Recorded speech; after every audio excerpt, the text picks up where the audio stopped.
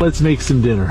All right, for dinner tonight, I'm making a traditional Swiss camping food, fondue. Now, I'm not much of a wine drinker, so I just use white vinegar or white wine vinegar, and you get the same results. These little hot tent stoves actually work really well for making fondue because they're a nice temperature.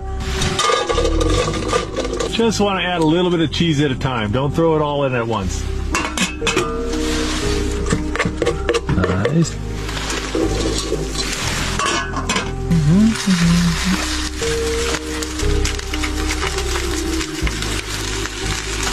Look at that.